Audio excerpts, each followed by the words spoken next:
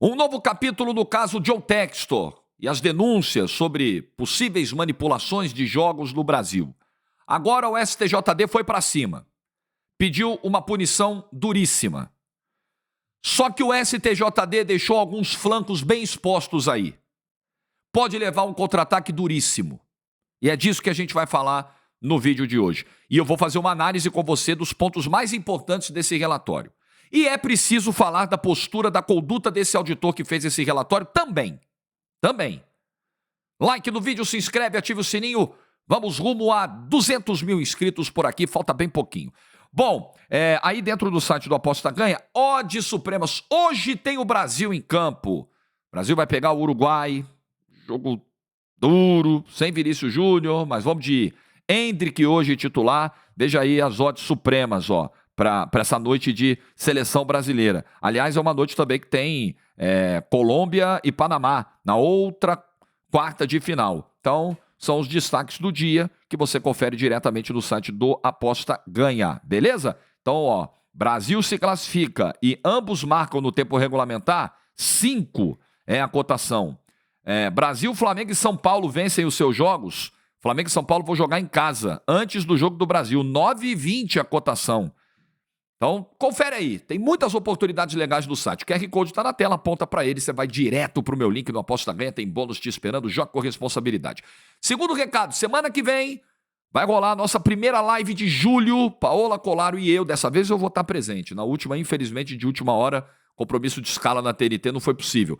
Nós vamos falar sobre o mercado de afiliados. A Paola acaba de celebrar 1 ano nesse mercado, com o faturamento na casa dos 6 dígitos já, e ela vai passar muito das estratégias dela para você que quer conhecer essa nova oportunidade. A live é na semana que vem, nós vamos estar junto, e o link está na descrição desse vídeo, o link para um grupo de WhatsApp, só para quem tem interesse em participar. Entra lá, deixa o resto com a gente. A gente vai te passar todos os detalhes da live para você se programar, o horário, onde vai ser, vai te dar o alerta, só entrar no link, tá? Descrição do vídeo, o grupo tá lá te esperando, beleza? Vamos para o tema. O STJD, o Superior Tribunal de Justiça Desportiva, aliás, eu preciso, antes de entrar nesse assunto, só como citação aqui, o STJD nessa semana deu um jogo de suspensão ao Felipe Melo, jogo cumprido automaticamente, e 15 dias de suspensão ao Álvaro, assessor do Atlético Goianiense, depois da agressão covarde que o Álvaro sofreu dentro do Maracanã pelo Felipe Melo. Eu gostaria de entender, primeiro, por que apenas um jogo para o Felipe Melo? Segundo, por que, mais absurdo ainda, os 15 dias de suspensão para o assessor do Atlético Goianiense, que nada fez a não ser retornar da comemoração de gol dos seus jogadores para o seu banco, tendo que, obrigatoriamente, por fazer parte do trajeto, passar em frente ao banco do Fluminense sem emitir qualquer tipo de provocação ao banco do Fluminense. E aí ele é covardemente agredido pelo machão Felipe Melo. E aí ele pega 15 dias. Vocês estão de brincadeira com a cara da gente? Só pode ser, né? Ou alguém no STJD vai mandar eu chupar uma rola porque eu não entendo de direito esportivo. Porque parece que é o padrão, né? Nós vamos chegar lá. Vamos chegar lá. Vocês vão entender do que eu estou falando. Isso é brincadeira com a cara da gente. Isso é brincadeira. Bom, Mauro Marcelo Lima e Silva, promotor do STJD, fez um relatório pedindo a punição de 6 anos ao John Textor, dono da SAF do Botafogo, e uma multa de 2 milhões de reais. Não se tem notícia de punição nesse tamanho na justiça esportiva do Brasil até hoje. Seria algo realmente histórico, seria um marco. Pelas declarações sobre manipulação de resultados no futebol brasileiro. Então você tem aí um relatório de 50 páginas, feito pelo STJD, e nós vamos ler alguns pontos desse relatório agora com você. Os mais importantes. Não vamos ler as 50 páginas, eu não vou provocar esse tédio na minha audiência, não é a minha intenção. Eu separei 4 páginas aqui que são, acho que, centrais nesse relatório.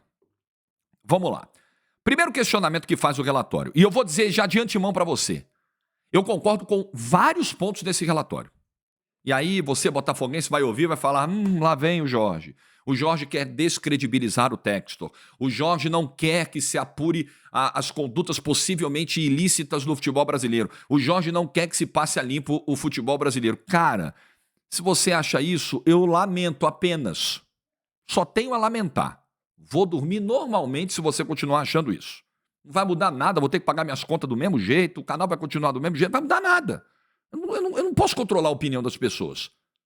Agora, para mim, o Joe Textor entrou num terreno que é muito difícil provar sem quaisquer outros elementos, materialidade, dolo, má intenção, esquema, fraude. Com um relatório de inteligência artificial apenas, a meu ver, isso é insuficiente. É nisso que eu estou batendo. Jorge, você acha que não existe manipulação? Não pode existir? Não, eu acho que pode. Eu acho que pode. Mas a gente precisa comprovar tais coisas à luz das nossas leis esportivas, criminais. Existem processos para que você consiga condenar alguém, mostrar a culpa de alguém.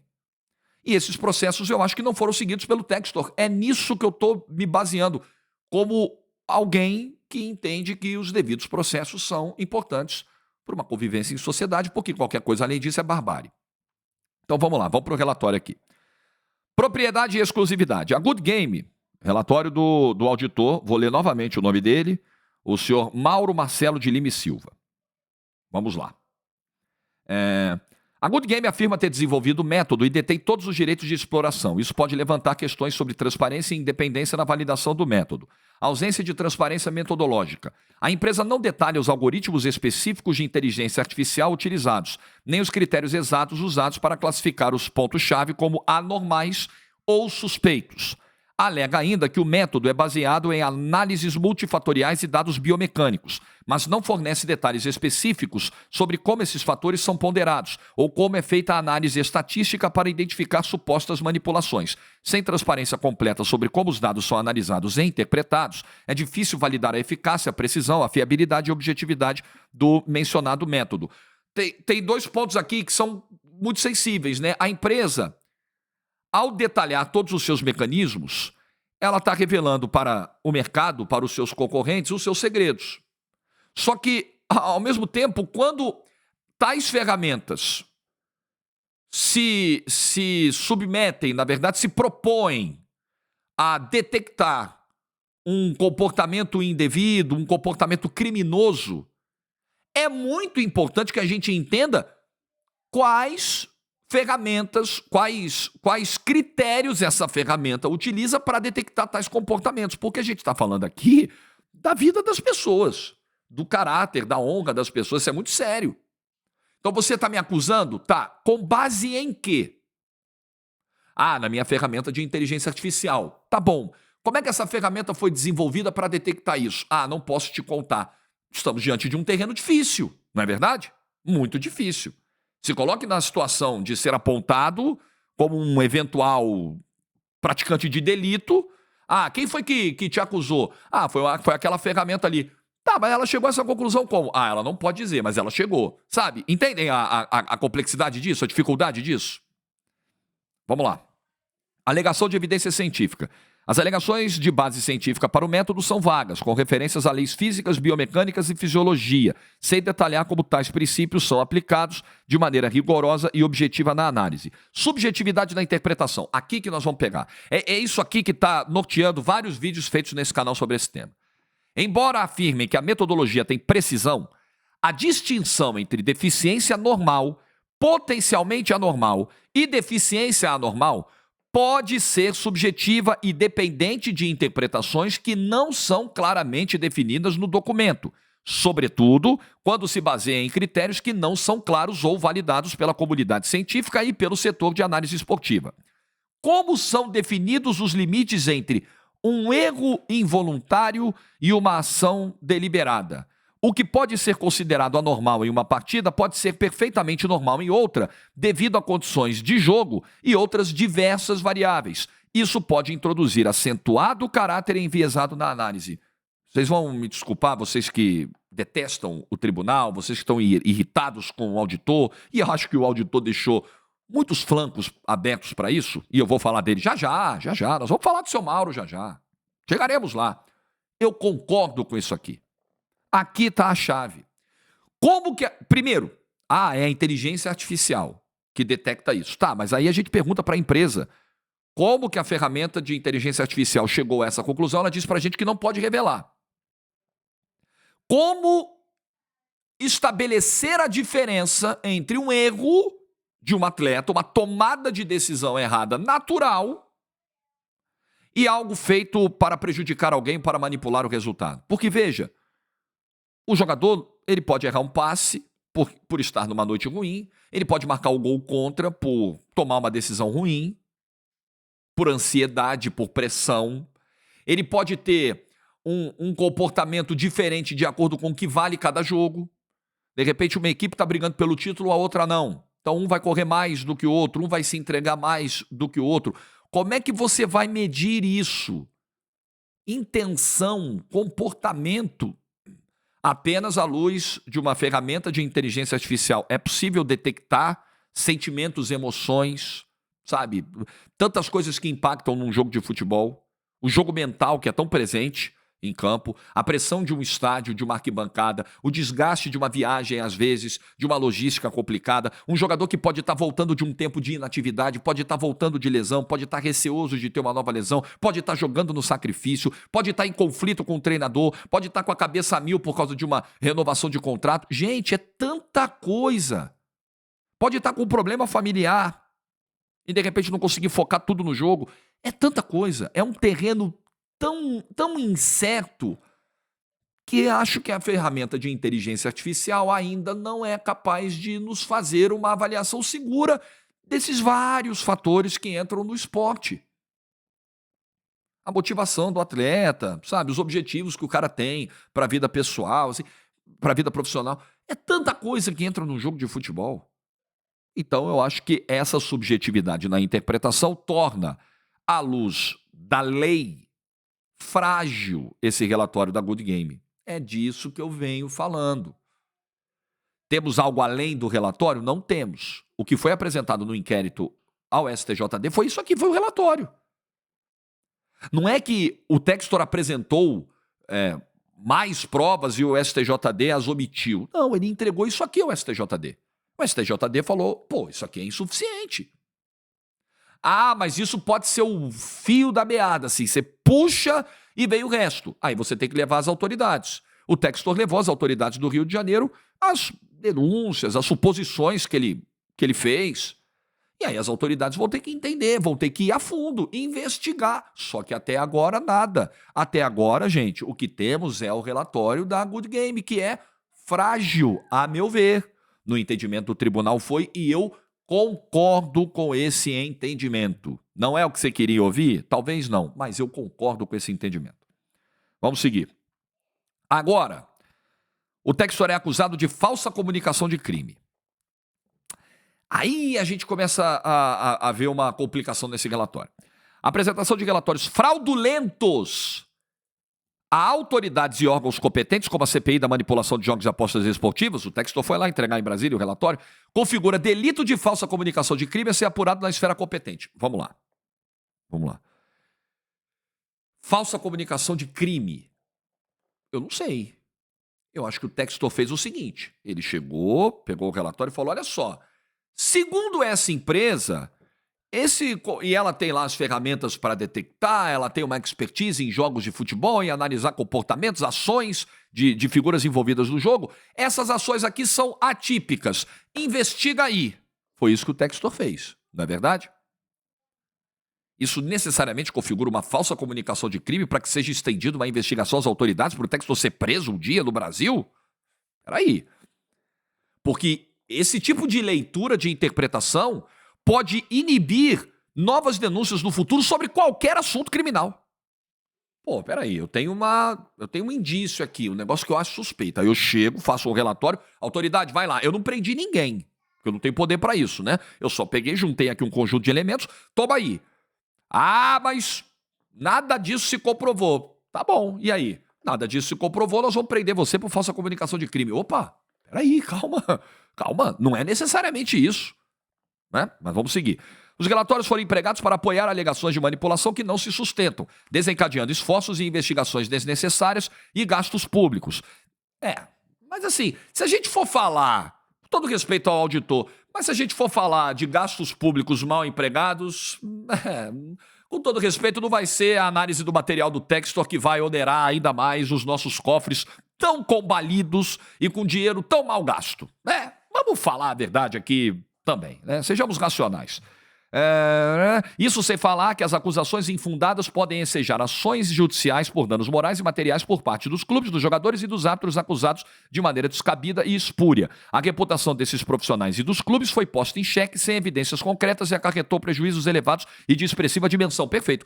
As figuras atingidas que procurem o Textor, que acionem o Textor. É isso. Que busquem a reparação contra o Textor na justiça. Agora, tratar como falsa comunicação de crime me parece exagerado. Me parece que o Textor, quando usou o termo jogos manipulados, foi extremamente irresponsável, porque o relatório não comprova isso com 100% de exatidão. Mas daí a tratar como falsa comunicação de crime, encaminhar para a delegacia, encaminhar para o delegado tal, para o chefe de polícia, e acho que já se avançou demais na conclusão nesse relatório. Então aqui, o auditor do STJD pede que o caso seja encaminhado à Divisão de Integridade da FIFA, ao secretário de Polícia Civil do Rio de Janeiro, doutor Marcos Vinícius Amin Fernandes, para providências que julgar necessárias, ao delegado-geral da Polícia Civil aqui de São Paulo, doutor Arthur José, para apreciação da 6ª Delegacia de Repressão aos Delitos de Intolerância Desportiva, considerando que em tese estão configurados os delitos criminais de denunciação caluniosa e falsa comunicação de crime, encaminhe-se cópia integral deste inquérito ao Procurador de Justiça do Rio de Janeiro, doutor Luciano Oliveira Matos de Souza, para providências que julgar necessárias. Então, esses são os principais pontos do relatório. Deixei claro aqui para você o que eu acho que faz sentido, o que eu acho que não faz sentido nesse relatório. O Pleno do STJD vai se debruçar sobre essa decisão. Esse mesmo auditor, o Mauro Marcelo, ele, em março, proferiu uma sentença monocrática de punição ao John Textor, de suspensão do John Textor, e que foi derrubada depois do pleno do STJD.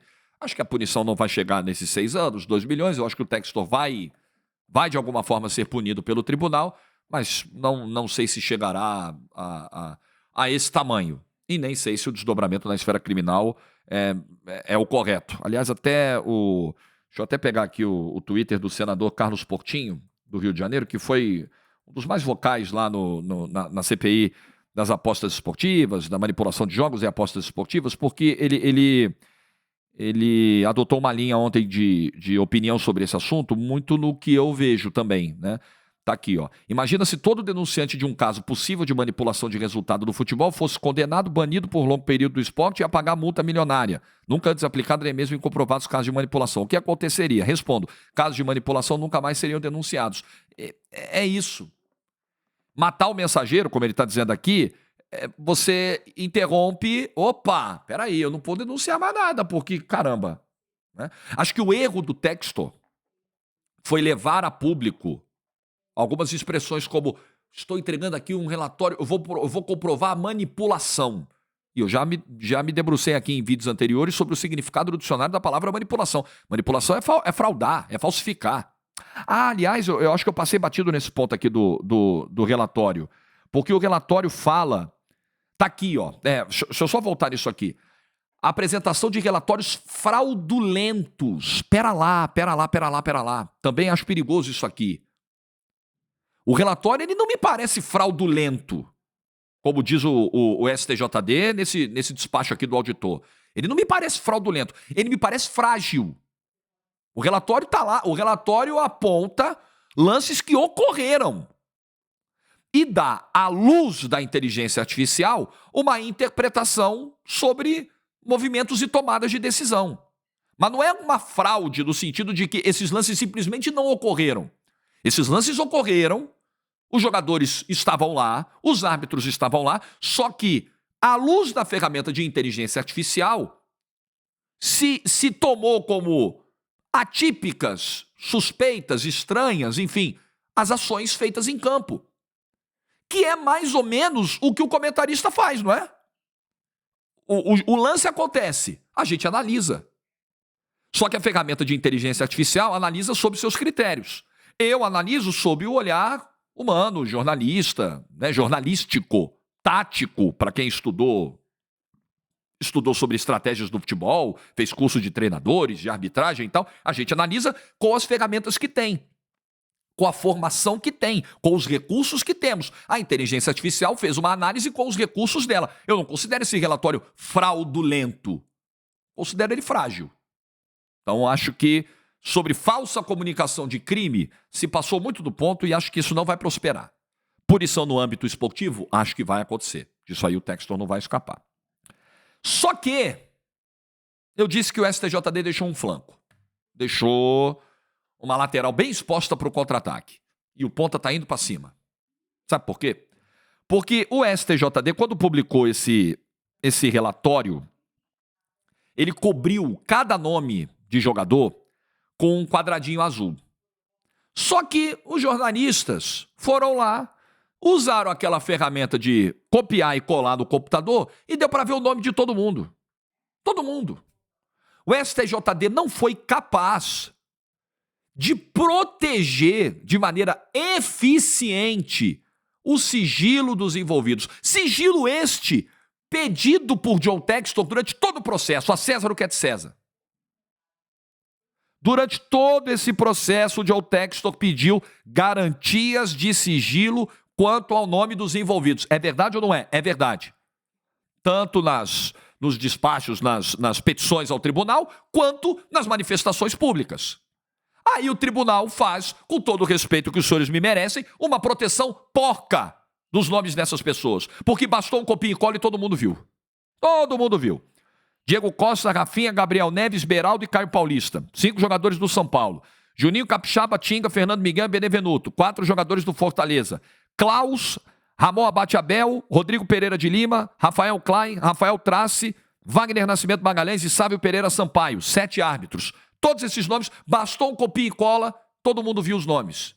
No protegido relatório do STJD. Nossa, o relatório que vai aqui manter em profundo anonimato os nomes. Pelo amor de Deus, hein? 2024 STJD. E se publica um relatório onde o sigilo é quebrado tão facilmente, quebra de sigilo. O STJD pode se ferrar nessa. Pode se ferrar nessa.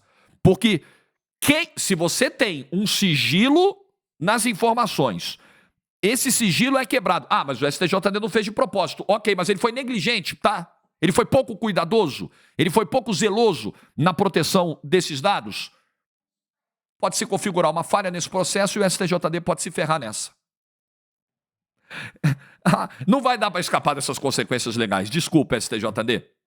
Então, mesmo o STJD, que de forma feroz nesse relatório foi para cima do John Textor, pode agora sofrer processos, não só por parte do John Textor, mas de cada um desses envolvidos pela quebra do sigilo. Até a integridade do processo tá ameaçada agora. Talvez o processo vá todo por água abaixo. Quantas vezes já vimos erros processuais jogarem operações inteiras no ralo? Anularem condenações de várias pessoas por uma falha processual. Essa falha eu considero grave, muito grave, do STJD. Esse é o flanco que está exposto, que está aberto. E tem um outro ponto para fechar o vídeo aqui. Para você não dizer que eu estou indo num portal de botafoguenses, porque, por exemplo, o Fogão Net, Bernardo Gentili ligou para o STJD e falou, escuta, tá lá na matéria. Eu li hoje. Eu li muita coisa de ontem para hoje para fazer esse vídeo aqui. Escuta o STJD, põe o auditor de vocês, o seu Mauro Marcelo de Lima e Silva, que compartilha um monte de coisa aí envolvendo Palmeiras, que já xingou o torcedor do Botafogo na internet, que já mandou o cara chupar rola. Desculpa a agressividade do termo, a pouca educação, mas foi a mesma pouca educação que o auditor usou nas postagens. Eu apenas estou reproduzindo o que ele já postou na internet, né? E que até hoje não foi negado por ele. A veracidade, a autenticidade disso até hoje não foi negada pelo auditor publicamente. Eu não vi nenhuma manifestação nesse sentido. Inclusive, o perfil nem está no ar mais. Escuta, STJD, vocês não vão fazer nada? Vocês acham normal a conduta do auditor de vocês nas redes sociais? E a resposta do STJD é silêncio. Então, para você não dizer, mas também você está pegando blog botafoguense, site botafoguense. Não, tá bom. Eu vou ao Poder 360, que é o site que acompanha o mundo jurídico, o mundo político, Brasília, e é um site de credibilidade, é um site respeitado no Brasil. O Poder 360 fez uma matéria sobre o pedido de punição ao Textor, sobre esse relatório divulgado ontem, e ao final da matéria fez um registro que eu julgo muito pertinente e que não foi feito pelos portais esportivos, e aqui fica uma crítica, porque a gente não pode ignorar esse contexto. O Poder 360 relembrou que meses atrás, esse mesmo auditor que agora está pedindo uma punição ao Joe Textor, bateu boca com torcedores do Botafogo e publicou várias postagens relacionadas à paixão dele pelo Palmeiras. Então vou ler esse parágrafo final aqui. Torcedor assumido do Palmeiras, Mauro Marcelo de Lima e Silva compartilha momentos vitoriosos do clube em suas redes sociais. Ao suspender Textor em março, decisão que depois foi revertida pelo próprio STJD, Mauro Marcelo respondeu comentários de torcedores em seu Instagram, torcedores do Botafogo em seu Instagram, proferindo palavras de baixo calão. Vou ler um desses comentários aqui. Ô, babacão, a decisão não foi monocrática. A decisão não foi monocrática, porque tem uma caixa alta aí. Se fosse, ele já estava suspenso. A decisão colegiada é que interpretou diferente do que está previsto na lei. Vamos aguardar o processo agora. Enquanto isso, me faça um favor, vá chupar uma rola. Caramba! Um auditor do Superior Tribunal de Justiça Desportiva se manifesta nesses termos em rede social? É disso aqui que a gente está falando? É esse o tipo de conduta que a gente espera de alguém que vai julgar temas sensíveis, temas importantes, temas que mexem com a paixão? É sério? Bom, e a foto ali no ônibus do Palmeiras? Tem foto dele no campo com a Abel, tem foto dele na arquibancada, tem um monte de foto. O que eu penso disso? Pô, o cara não pode ter um time, Jorge? Pode, eu tenho. Eu tenho. Vocês sabem disso. Vocês sabem exatamente das minhas paixões.